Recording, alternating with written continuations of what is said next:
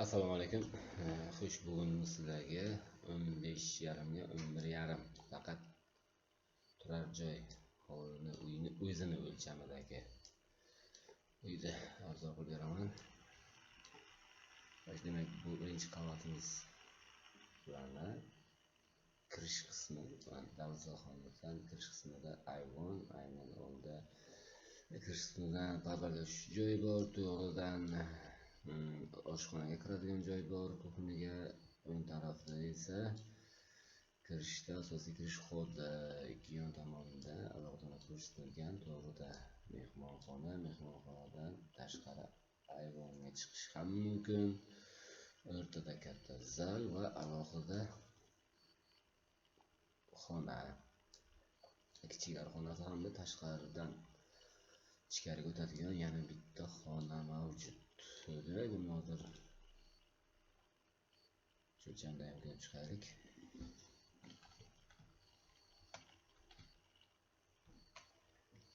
Aytganimizdek, darvozaxonani yon tomonidan kirish. Kirgandan ayvon, o'ng tarafida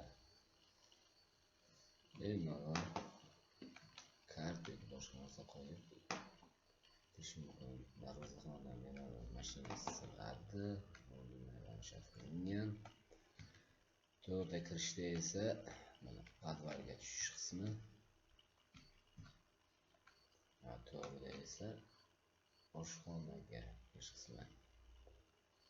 Oldingi videolarda oshxona desam kuxniya degan debdi bittasi. Xo'p dedim, kuxniya dedim. Kuxniya desam, nega kuxniya deysan, oshxona degan debdi bittasi. Hamma oshxona ham kuxniya deb qo'ya qolamiz birdaniga. Oshxonamiz o'zidan to'g'riga asosiy uy ichga o'tish uchun alohida eshik ham bor. Kirish xoti esa tarafda tomondan kiriladi. Kirishda to'g'rida mehmonxona, o'ng qo'lda esa albatta bemalol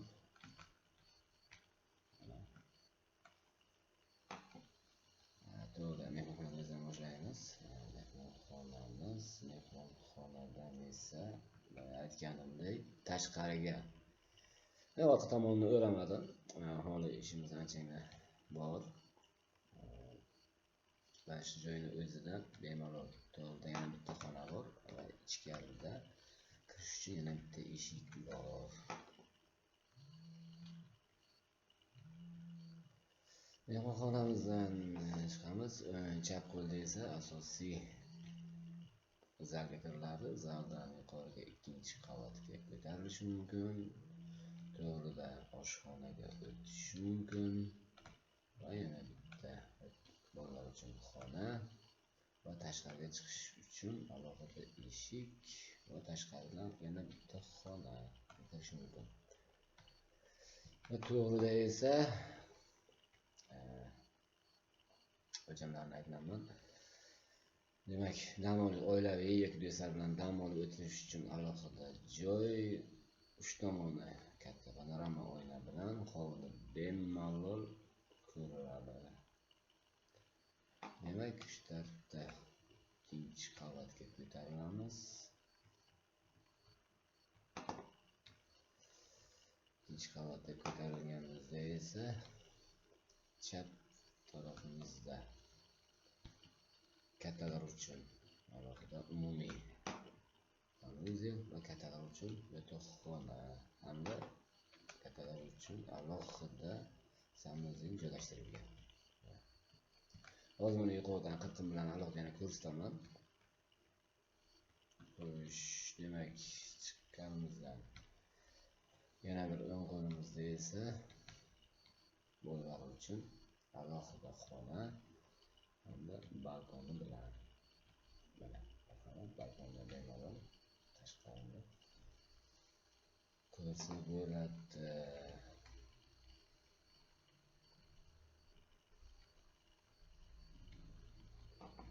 Zinadan chiqqandan to'g'ridagi xonada esa yana o'sha birinchi qavatda joylashtirilganday alohida xona, dam olish uchun oilaviy do'stlar bilan katta 3 Uch tomoni ham to'liq oyna bilan qoplangan xona mavjud.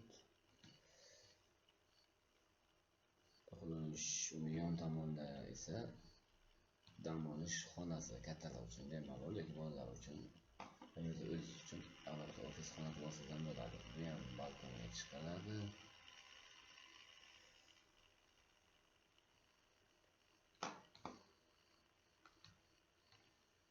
Shu yonda esa yana bitta katta zal. Xona ham qilish mumkin, ichini bo'lib alohida yotoqxona qilsa ham bo'ladi. Katta zal qo'ydik. Demak, zinadan ko'tarilganda tashqariga chiqishga esa alohida yana bitta katta balkon mavjud orqa taraf, orqa hovli uchun. Endi agar orqada katta bog'iz bo'lsa, bemalol shu yerdan turib tomosha qilib o'tirsangiz bo'ladi. Mehmonxonaga o'tish uchun joy. Endi esa qo'lidan qirqim bilan alohida yana ko'rsatib o'taman.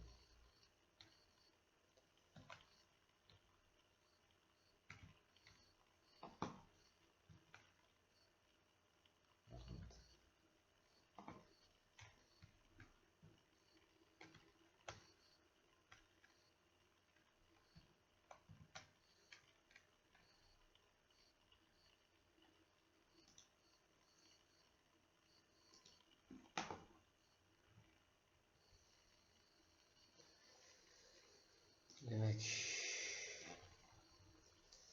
mana birinchi qavatda bu aytib o'tganimdek, men yuqoridan qirqimdan ko'rsataman.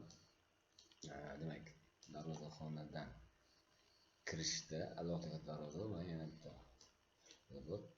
Kirishda demak podvalga va oshxonaga o'tish, o'ng'ilda esa kichik zal, to'g'ridan mehmonxona, balkonga chiqish mumkin, tashqari hovliga, tashqari hovlidan ichkariga kiradigan alohida xona va yana bitta kichkina xona mavjud. Bu birinchi qavatda, buning ostida podval ham bor, xuddi shu o'lchamning o'zida. Hozir ikkinchi qavatini ham ko'ramiz.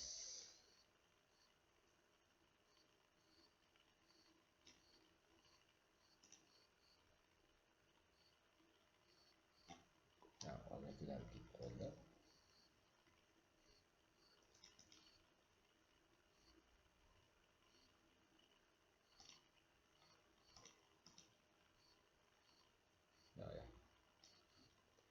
Negadir ko'tarilib ketyapti.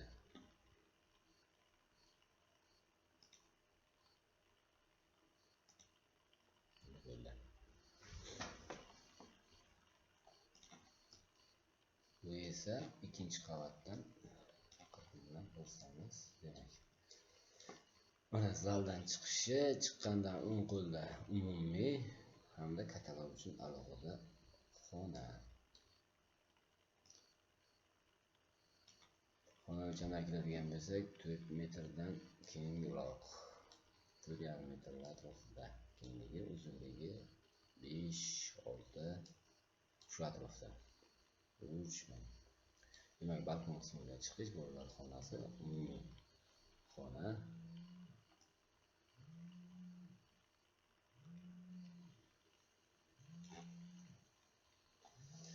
Albatta, keyingi videolarimizda aynan shu uylarni qanday chizilishini ko'rib chiqamiz. Agar kimgadir qandaydir uy loyihasi